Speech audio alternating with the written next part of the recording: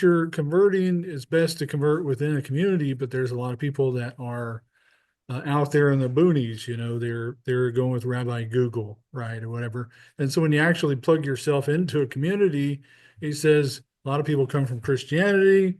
I'm trying to write this down. I don't want to take too long, but he was saying it's not like Christians where you church hop and go from, because each individual shul has their individual cadence. They've got their own, and each individual shul, each individual synagogue is pretty much uh, what goes in the synagogue is familiar in a synagogue.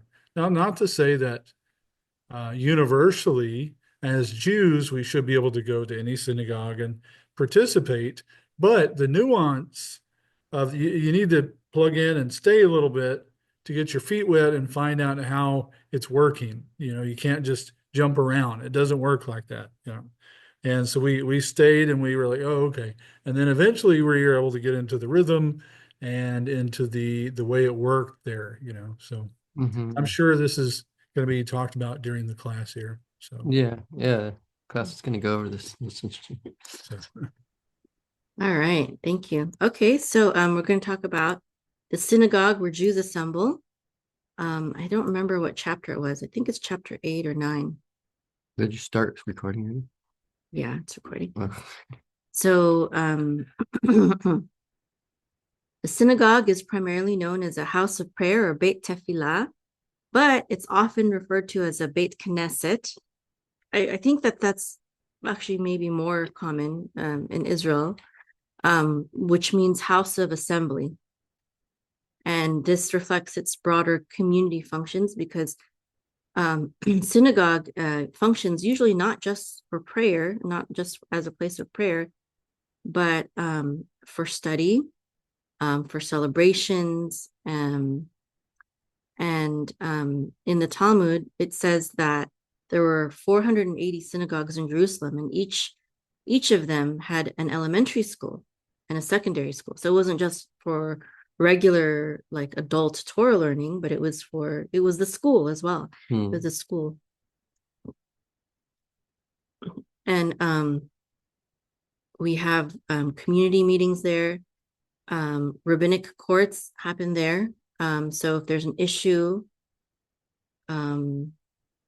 that arises, maybe in a marriage or something like that, it's often conducted in a synagogue. And the local synagogue also provides the services of a library to the community. So we have people who donate Jewish books to us, and then we lend it freely. Sometimes they don't get returned, and that's okay because that's what we're there for, and that's what happens to every regular library. And in Judaism, synagogues are considered mikdash me'at, or a small sanctuary, based on, there's a verse in the Bible, I forgot what verse it was, I but think it's in Ezekiel. was in Ezekiel, something like, I shall be a small sanctuary to them. So this is it's like Hashem's presence, right? Kind of like the temple, of course, not with the same sanctity as the temple, but it's next, right? Or maybe not. I wouldn't say next. Really, next is the home.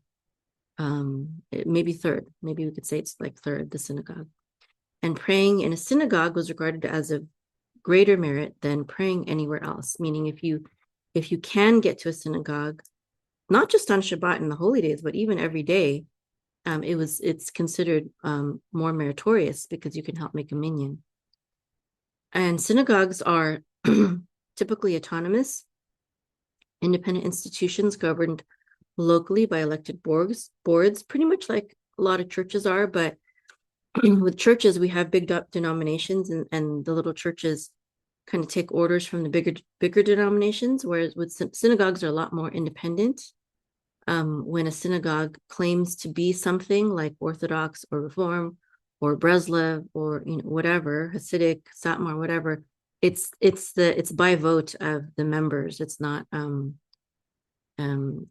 participation in a greater organization is voluntary, and and and the rabbis or the clergy members are usually paid by the members through membership dues, not through a bigger organization like it is in some, let's say some Christian organizations. I don't know how it works in Islam, but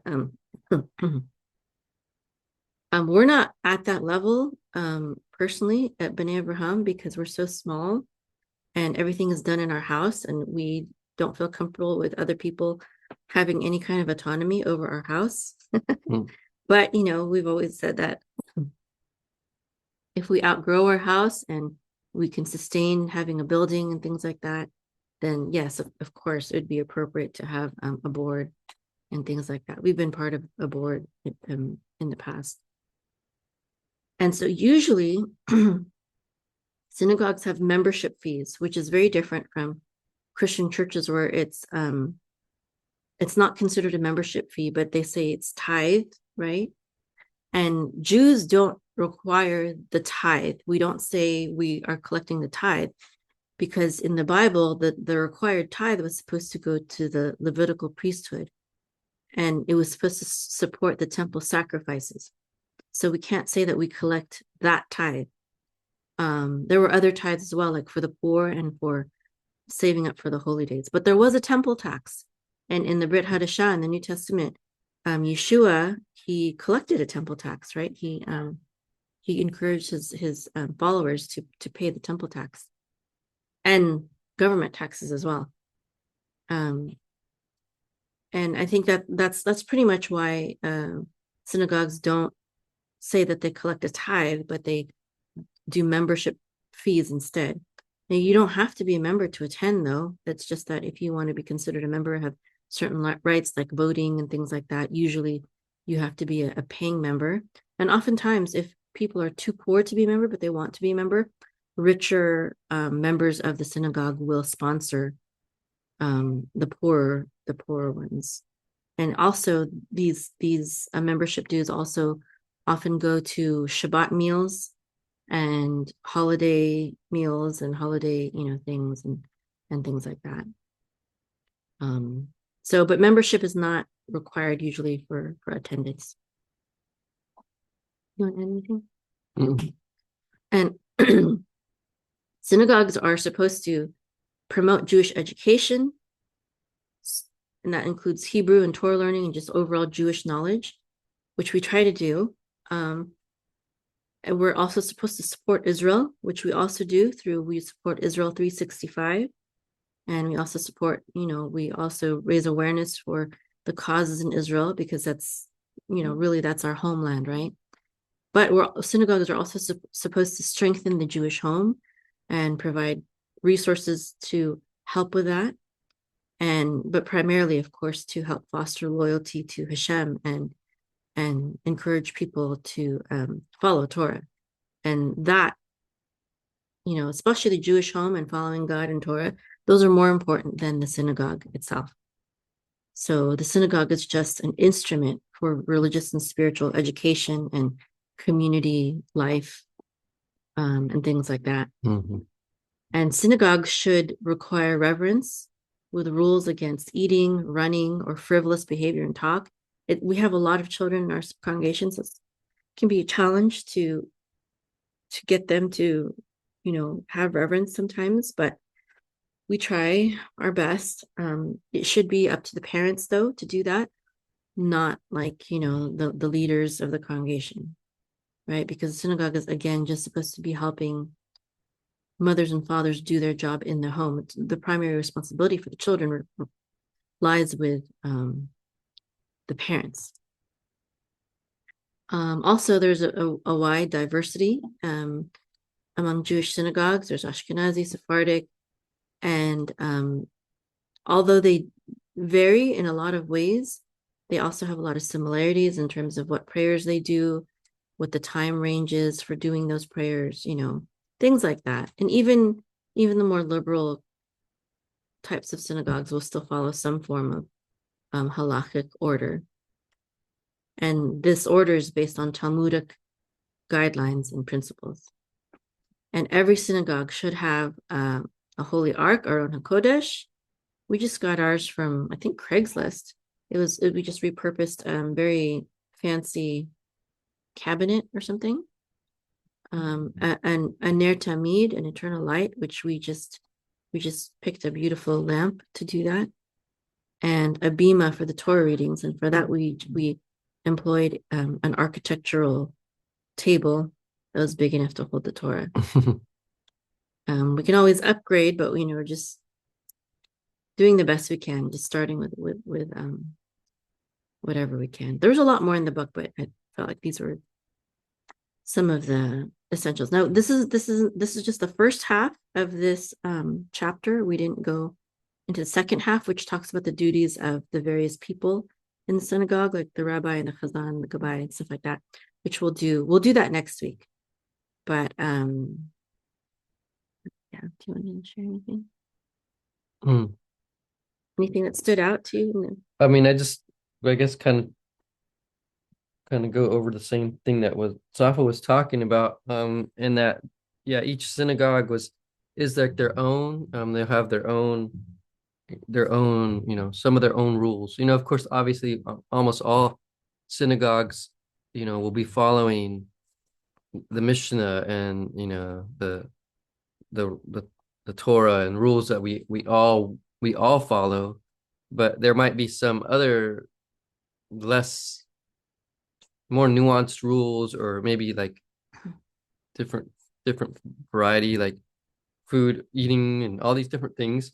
There might be variations, right? And so each synagogue, and oftentimes you'll do some Google and say, oh, what are you supposed to do this, and it says, this group of Jews does it this way, this group of Jews does it this way, but contact your ask your rabbi of the shul that you attend, so it's kind of like defaulting to this, these other things, these other groups may do it this way, but you do it the way your community is doing it, and find out what your community is doing. Of course, this doesn't apply to I guess basic things like Shabbat times and things like that are like laid out, and everybody knows those things. These are like kind of more I guess some like more rabbinic laws that are not like very common, or maybe there's just differences, customs. Like one example is just like what you eat during Pesach. And we got the two groups, Ashkenazi and Sephardic, and one will say no beans and rice, and then the Ashkenazi will say no beans and rice, and the Sephardic will say yes, it's okay. And so it sounds like a big major difference between the two, so then I guess in that sense you'd say go ask your local rabbi what you're doing for your community, Or it depends on if you are Sephardic or Ashkenazi. Yeah, maybe you might even have even different convictions or beliefs that you maybe even differing than your own synagogue that you're attending, but maybe it's only a minor thing to you, so you don't mind. Your synagogue might be doing it different than you. That's not gonna really, affect you, so or make you upset, that kind of thing. And that could go, that can be for a variety of different things. So. Something I wanted to say also is that meeting in homes is very, very common for especially Orthodox Jews. Actually, this is what I heard from a rabbi, is that the more liberal the congregation, the more money they have, and the bigger their building and the better paid their rabbi is. And the more strict they are, like if they're like the Orthodox, usually they have smaller numbers, a smaller congregation, and the rabbis are paid less, much less.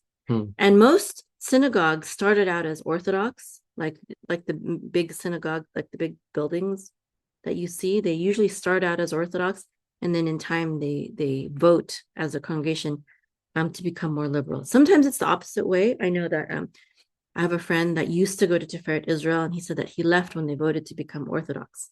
So he didn't want to be Orthodox, so he joined a Reform synagogue instead. I think it was Nishmat Am instead.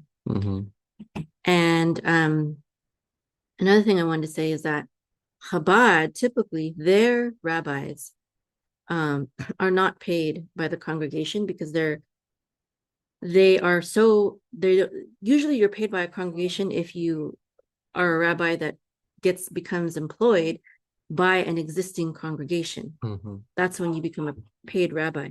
Chabad rabbis usually they are, when they go to school and they get trained to be an emissary for Chabad, they are it's understood that they will have to raise their own money. Much like missionaries, missionaries, if they want to be a missionary, you got to do fundraising. That's what Chabad rabbis do. Find sponsors and things. Find sponsors. Sometimes they'll hold events, like they're going to hold the Matisyahu concert soon, and they're going to hopefully get sponsors, and they will. I'm sure they will. A lot of Jews support Chabad, and also oftentimes they will have double, like they'll have a job or a business on the side to also support the Chabad house, and also oftentimes a lot of Chabad houses they'll start in their home, in their living room, or in their garage, have aliyah auctions. Well, yeah, even the bigger synagogues will have that, not just the small ones. And so I think that's how. And another thing that was mentioned in the book also is that we don't pass the plate on Shabbat to collect offering, because Jews aren't supposed to be handling money on Shabbat. So usually all the fundraising, all the donations, that's done before or after Shabbat, during the week, in fundraisers, etc. Mm-hmm. So that's another major difference. What else about the synagogue? Well, you were mentioning that most are in homes, and yeah, even in the Dallas A lot of area, them are in homes, yeah. if you look on the map, for Orthodox, congregations, you'll notice some of them are homes that are converted over, like the whole home just over time becomes the synagogue, but it's in a residential area. You see all just regular homes around Or it. it's still a home. It's just a small part of it that is used for synagogue. Yeah, that too. But it depends how long it's been there. Like I think the ones I've seen, it's pretty much converted, but like it still looks like a home. It's just like the whole home is the synagogue kind of thing. Yeah, I have some friends that I volunteer with them with the American Jewish Conservatives group, used to be Dallas Jewish Conservatives, and they're Orthodox and they live in the Eruv, but they said that their congregation also meets in a home. And I was like, oh, well, that's interesting, because I thought that if they were living in the Eruv, they would go to one of the major synagogues. They're like, well, if we did that, we would have to walk over an hour to get there. So they prefer to have a local, to meet at a local home synagogue. And they do very much what we do. They still have to walk. I think it's still like maybe an hour walk to get there, or maybe a little bit less. Mm-hmm. But a synagogue would be above an hour, and so they walk for an hour, and they don't go home for Havdalah because it's so far. I mean, they don't go home and then come back for Havdalah because it's so far. They just stay there, just like us, just like we do. They stay there at the rabbi's house all day, and they have services there, and they schmooze, and then they have Havdalah together, and then they go back. Then they go back home. So it's very what we do, staying here at our house all day long. It's very common. It's a very Jewish thing to do. So, all right. Yeah. And that's one thing I really loved about, Judaism when we got into it, is that it lasted all day. Shabbat lasted all day, and it wasn't just 1 or 2 hours of a service, and then you go back to doing your laundry or grocery shopping or whatever. But it was like a full day devoted to God and family and friends and things like that. So synagogue is very meaningful. So I'll give birth, and like next Shabbat I want to be there. I want to be. You don't like missing the synagogue? Well, actually no, but I don't. I stay home for like the whatever amount of time, but but I go back as soon as I can. Yeah. I don't like being away for too long. And also as homeschoolers, I think this has been having a whole day of Shabbat and letting the children play with their friends the whole day. I think it's been really important for my children to not feel isolated or lonely or like they are without friends or community. because we homeschool. It's been a big part. It's been very helpful in our homeschool journey to have the full Shabbat to fellowship and for our children to fellowship with others all day. Mhm. So how do you guys feel? Thoughts, comments, questions? Rabbi Esper, do you have anything? It's always good to, if there's a rabbi amongst us, to give an opportunity to speak. Your guest, Rabbi, do you have any words, thoughts? Well, I mean, they covered things pretty well. I mean, yeah, I mean, it's an interesting point that you make regarding like the more liberal a congregation is, the more money they have, and the higher paid the rabbi is. If you're following Orthodox halakha, the rabbi is actually not supposed to even have the synagogue be the Primary. main source of his income. Yeah. In fact, I remember an Orthodox rabbi explaining this to me one time, and I think that's very important because and even if you look at Rav Shaul, I mean, the man was a tent maker, and he did not profit off the congregations where he spoke, and I think that's very important because that way the rabbi is not subject to the political environment of the congregation. I mean, I've gone round and round with different people on this, but yeah, I mean, I believe it's actually an halachic requirement that the rabbi have an outside occupation.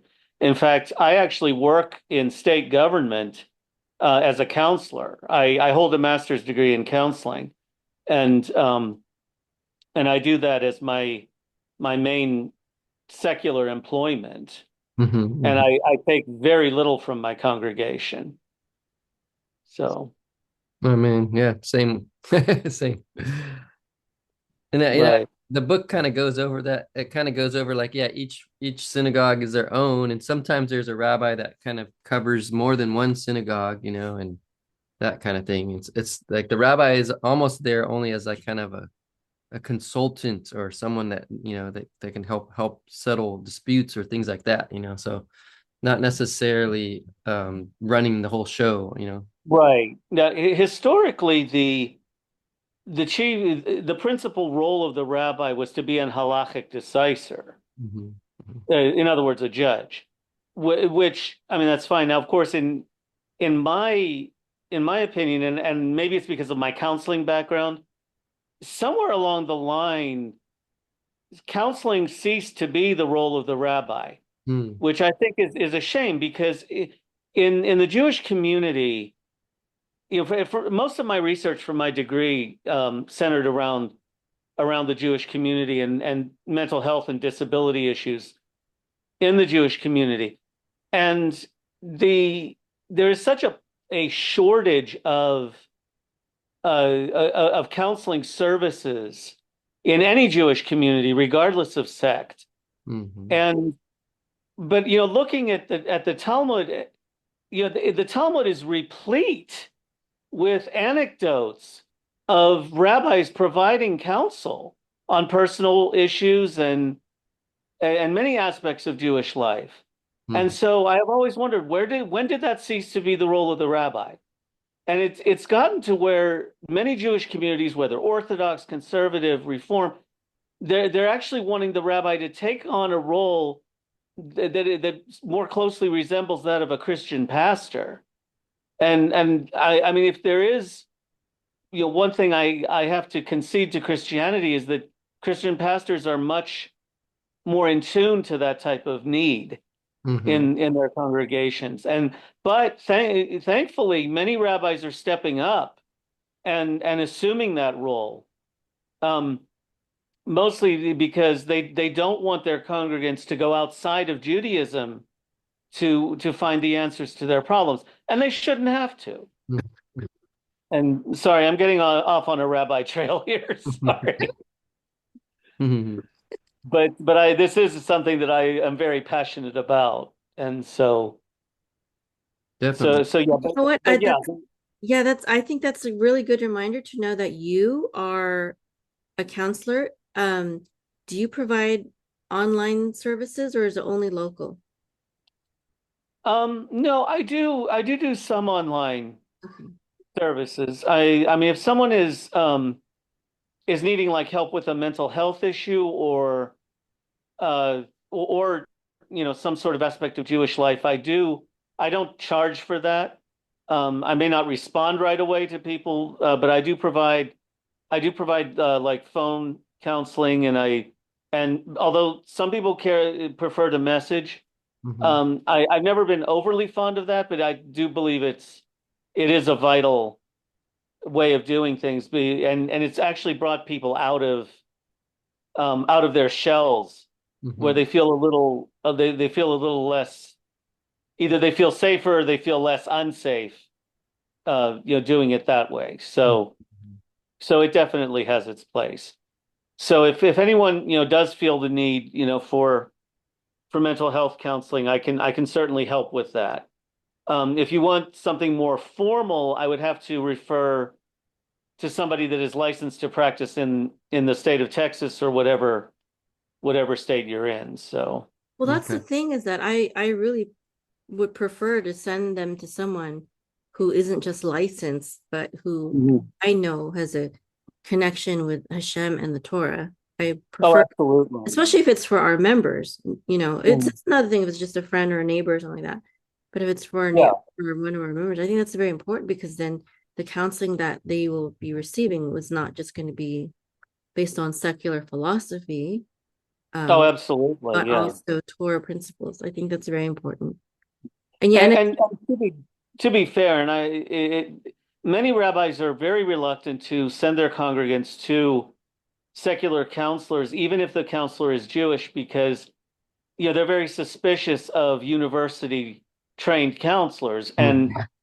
and rightly so. I mean, for one thing, the university system is Greek based anyway, but and I say this with tongue in cheek because I am a university trained counselor, although a lot of the founders of various counseling theories were actually Jewish. Mhm. Mhm. So, so, particularly Adlerian philosophy. When I first studied that, it centered on community life. It centered on each individual's divinely ordained purpose for their community. And I thought, okay, that has a lot of Jewish overtones to it.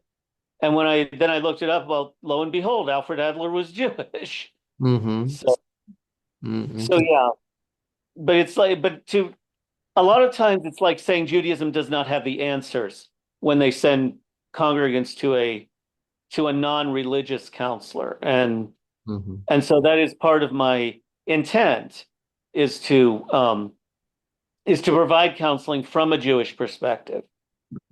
And in fact, my dream is to actually establish a mental health facility from a Jewish perspective, because I've seen how a lot of the Christian ones work, and they're wonderful, but they don't meet the needs of Jews.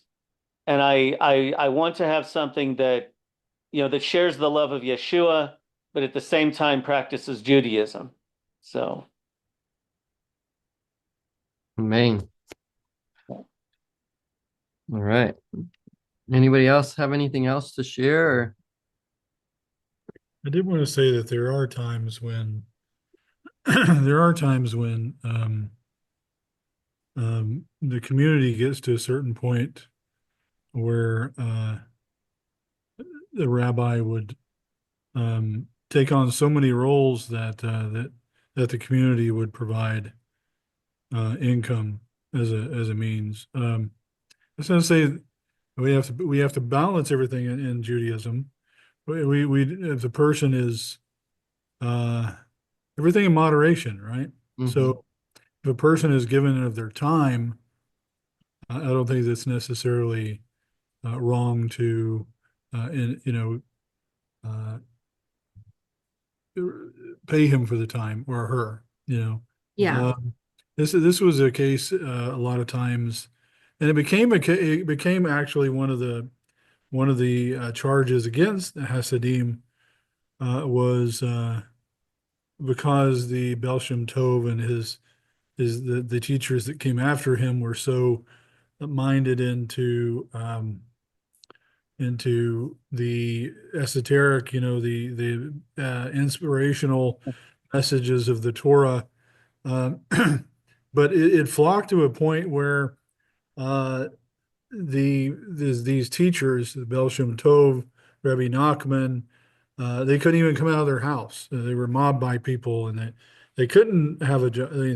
Baal Shem Tov had to go into secrecy and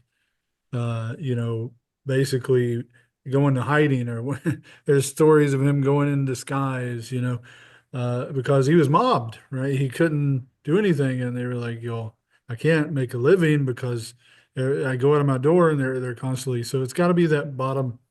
Once your community gets to the point where the rabbi is so beholden, as it were, but you have to balance that and letting people know, hey, this is, my first responsibility is to my family, and providing for myself and my family, and then the community after that. So Yeah.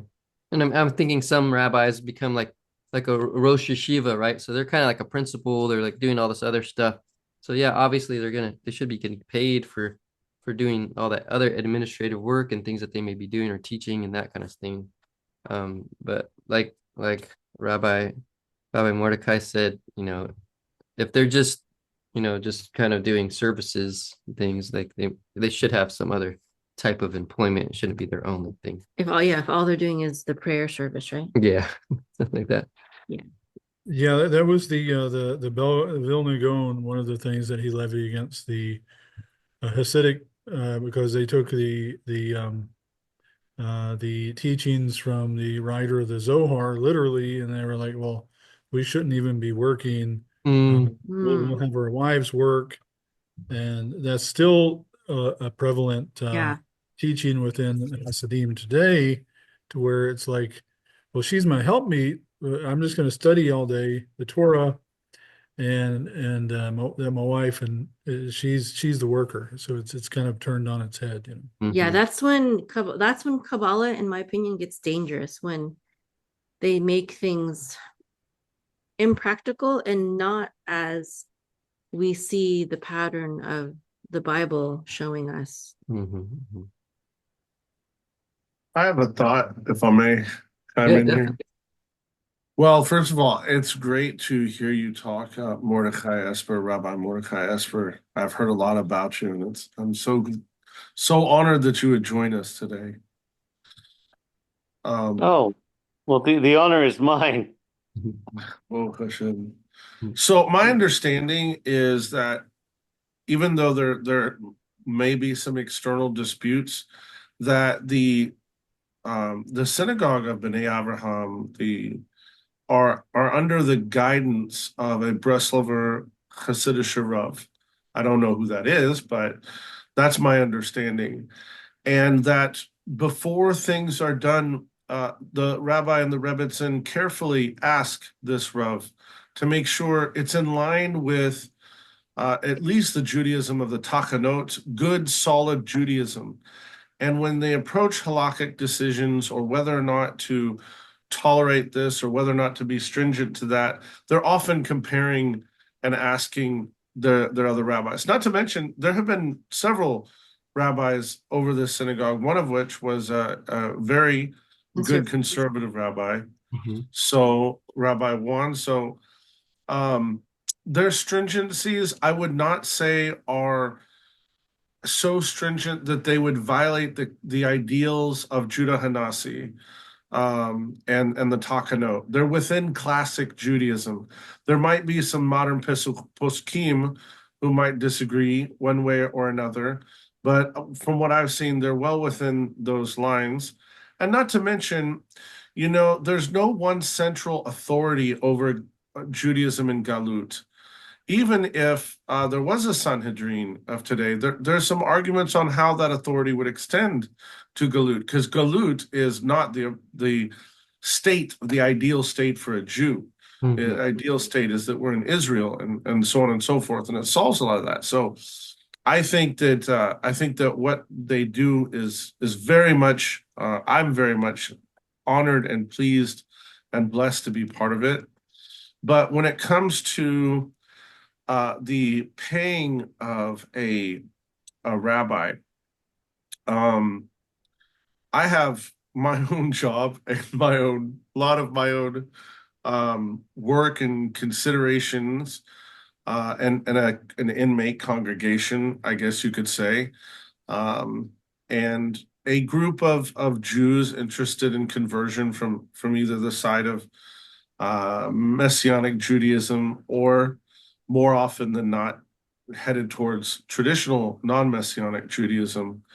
And overall, Hashem provides. And when you're giving to the community of Benei Avraham, you're giving to the community. They don't just use it to put in Reuben's pockets, they all kinds of stuff. They got to pay for food and for all this other stuff. It's still out of food stamps, okay? So all of this works out to the benefit of the community. And the donations that are involved in the same way in any shul are a donation for the betterment of the shul, right? And ultimately the betterment of Am Yisrael, the Jewish people. And it's okay to pay a rabbi if you have it, right? But the whole idea is that these are in lack of having a temple and lack of having another place, we want to give our money to the good Torah teachers. Well, my Torah teacher is the Rubam, Rabbi Vega. He's my Torah teacher, so it's perfectly appropriate for me to send it to him. Another one of my Torah teachers will be Rabbi Safa. You give it to good Torah teachers in the place of that. I think it's well in line with Jewish thought. Yeah. Thank you. Yes, thank you.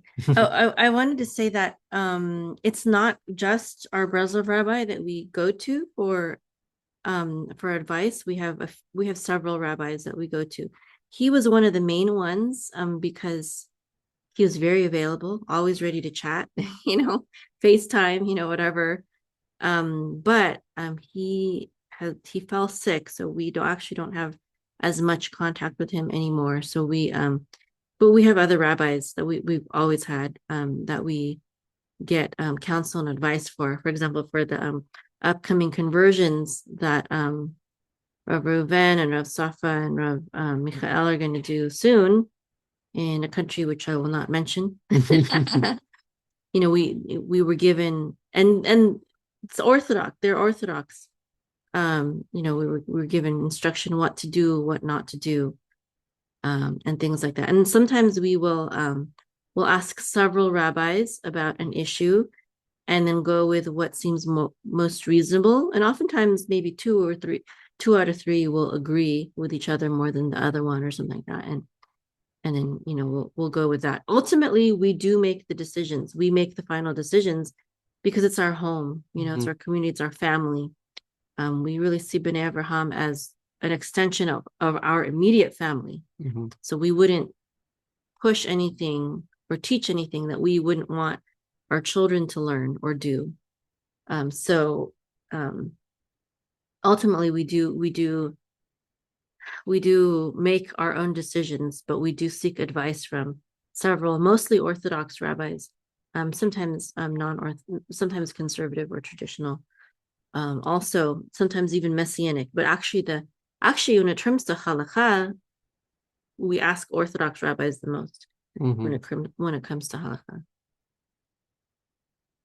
Oh, also I wanted to say that this picture right here is a picture of an Indian synagogue. I believe this is the Pardesi. I think that's what it's called.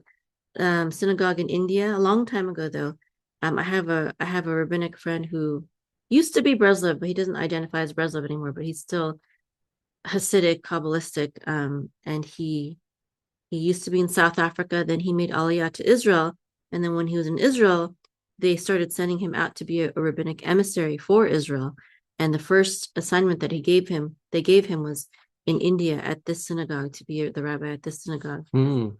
For a lot of, there's Indian Jews, but there's also a lot of Jews, non-Indian, who travel to India and to help them with Jewish life in India. And then he also went to, after that, he went to the Philippines, and he's been a rabbi in the Philippines for, I think it's Manila that he's stationed in for a while, as an emissary of Israel. Right. And sometimes he comes back here to visit too. So.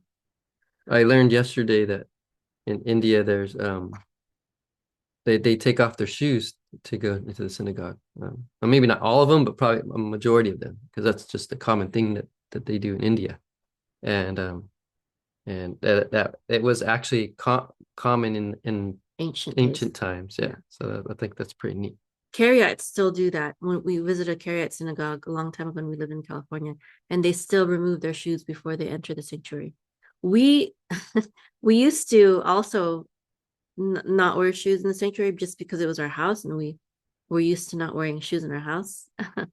But some of us wear shoes. A lot of us still don't wear shoes. But when people see that we're not wearing shoes, they feel like they're having this impulse reaction, like this is wrong. You're not supposed to be barefoot in a synagogue. But actually, it was the ancient practice.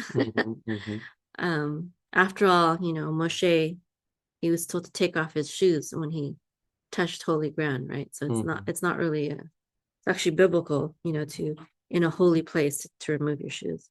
But we asked our Breslov rabbi about it because someone told us, hey, that's not proper to not wear shoes in the synagogue. So we asked our Breslov rabbi about it, and he said it depends on the custom of the place. He said if that's the custom of the synagogue, then it's okay. If it's not the custom of the synagogue, then you shouldn't do it. That was his answer to us. Yep, makes sense. Can I say something or share a little bit? Yeah. Hello, shalom. Hello. So, talking about bare shoes, bare feet in the synagogue.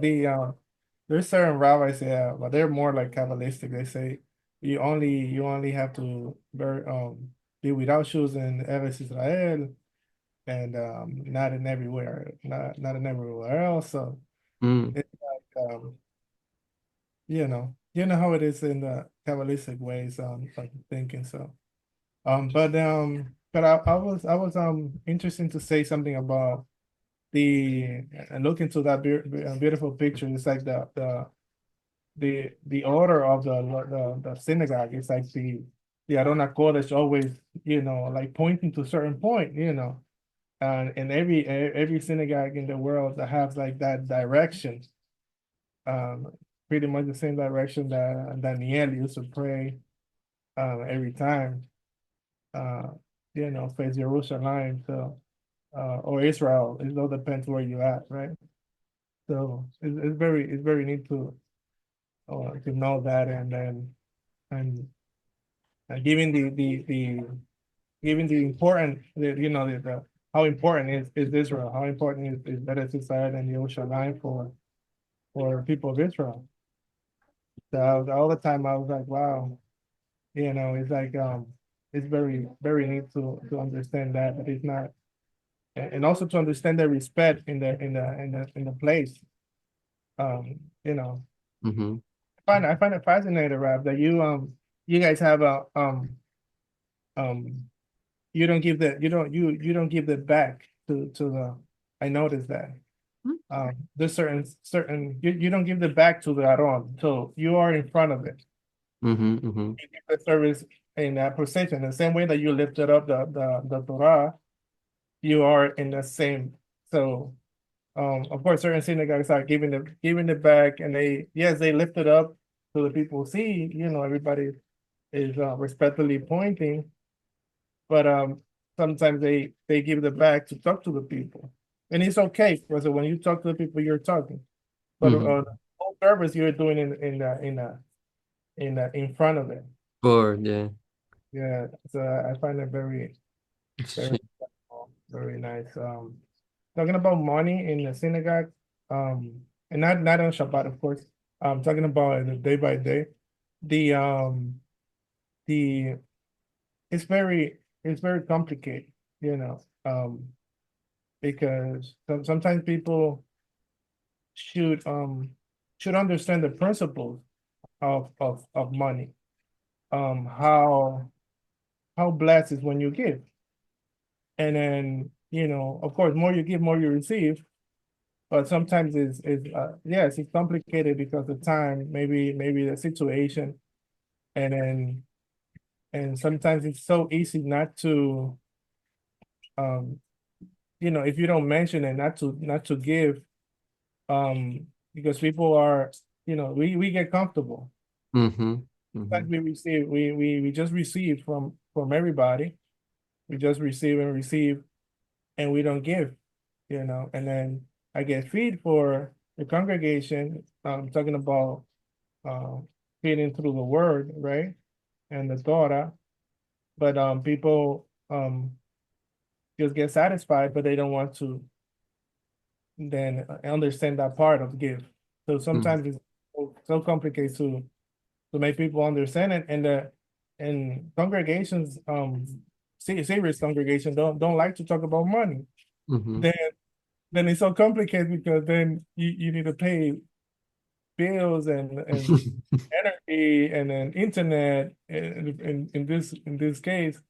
And from far, we get nice because we get connected and we get the service and we learn, but then it doesn't cost me anything.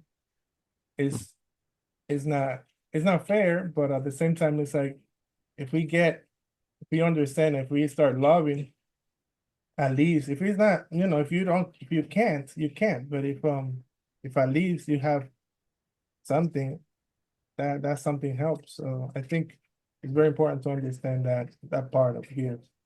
Yeah, Yeah. definitely. Yeah, definitely. Yeah, we support as many of the rabbis and organizations that we who's who feed us, right? Who Mm-hmm. feed us spiritually, either currently or even in the past, because we believe in what they do, and where your money is, there will your heart be also, right? That's what Yeshua said. Another thing about money that I wanted to say is that was one of the things that really offended me about a lot of Messianic congregations in our past, is that not the one in California that we were a part of. They would never do this, but in other congregations, they would let vendors sell things on Shabbat right after service. And it's like, what's the point of calling yourselves Messianic Jews if you're going to violate Shabbat, like that? And I've heard excuses like, oh, well, they're just Gentiles. It's okay for them. Or, or Oh, please don't get me started on that soapbox. Yeah. I have a Jewish friend that tells me my feet are never dirty because I'm always standing on a soapbox. Wow. That's funny. But that's a major, not even, I don't think even Reform synagogues will do that. Out of respect, they might not keep Shabbat that strictly, but out of respect for at least tradition, I mean, for us, it's more than tradition, it's God's laws, but it's oftentimes, money is like the thing that everyone thinks about, but time is a very big deal too, right? And if someone within the congregation wants to donate time, wants to take on a class or do something, or help or clean or whatever it is, that's just as welcome, you know what I mean? Or even more so provide food. sometimes, because it's more valuable oftentimes. So, so it's not always just one thing. It's like, we're a community, so we need the community to be involved. Yeah. And it also, it kind of makes, I mean, I would say for me anyway, it makes me feel like if the rest of the community is involved, it makes me feel like, oh, we're doing good. We're doing good. Our community is in a sense growing, because they're actually involved. People are functioning as a community. Yeah, I like that. Amazing. Yeah, that's a part of of what is missing pretty much. It's the community love. And that's involved everything. I guess it's like because the yeah, money, you know, you spend it and then that's it. But the it's needed for everything. And then, you know, if you can, you don't go, you don't need to pay somebody to clean if somebody can go and give that time. And then even if you don't have to pay somebody, if you do it, you can spend more time, also organize the parasha, you know, all the parashot for the week. And then so it's sad that you know, as I say, you know, the others are, and you give it because you love, but somebody else is like receiving and receiving, and then yeah, you know, yes, it's for free, but if you put you know, something at the same time, it's like, and it shouldn't be. It's Judaism. It shouldn't be for free, and that's why, you know, a lot of people don't appreciate the things that is now is here. But when you go to another communities, when you go to very the tzedakah is something of every day, every moment. You know, the kids you do something right here. And sometimes, you know, sometimes people point, oh, Jewish just thinking about money. It's not really about money. It's that it's another understand. If you don't grow up in a Jewish community, you're probably not going to understand that part. You know, we don't see it like you like. ¿Cómo se dice avaricia? Yeah, I don't know how to say it in English though. It's like that it's like people that want more, huh? Greedy? Yeah, it's not about that. It's not about that. About greedy. It's about that if you do something, you receive. So if it's like more teaching, it's like that is a teaching. It's like you give, you receive, you know, and then my as I mentioned before, my dad was a kosher chef in New York, and then he put the kids to wash the dishes, and then after they clean, they just wait because they know that the tzedakah is coming. So it's normal in the Jewish community to give, like, you know, like, oh, right here, you did something, right here, you deserve it. But when we come from I guess maybe sounds bad, but from a Christian perspective, it's like more receiving, that like you. It's like the sad part. So it's like good and bad, but I guess if we learn from each other, right? Maybe that's a good thing. Not greedy level, but But a balance, yeah. exactly. Thank you, everybody. All right. I think we should all give to where we're fed, right? Also, as followers of Yeshua, we also have the responsibility if somebody comes with their hand out, it's like, oh, okay, you know, let's say we have to keep on, you know, giving, but we should at least, you know, that's why I've heard that in front of the hotel, right, there's a lot of people that they know that they're going to get it because they don't want to not give, right? So there's a lot of people. Our Torah gives us, you know, what the prescribed giving is, you know, the maser. And there's some that we can do today. We can give to our congregation. We can give to different outreaches, Jewish outreaches. Yeshua explains, you know, what we should be giving to when he judges the nations, right? When he judges the sheep and the goats, right? You know, I was hungry and you gave me food. I was thirsty, you know, you gave me something to drink. Those needs still exist, right? So we have 3 tithes. There should never be an excuse for us not to be able to participate in the holidays. So we should be saving up to participate in the holidays. We should be able to help the needy in our community, help the de facto Kohanim, the teachers in our community, and give freely. As Jews, right? There's some people that do the tradition of giving tzedakah every prayer, every like Or every Friday before Shabbat. yeah. So Mhm. we should be joyful givers. As Mhm. there's in the Talmud, it's like be in the habit. The reason why they say don't give more than 20% is because once Mashiach comes, he's gonna come in. He's like, okay, and now it's time to pay. Now we got to go on the system. So we should get used to it. It's not our money. And now I'm speaking to myself. So Amen. Amen. All right.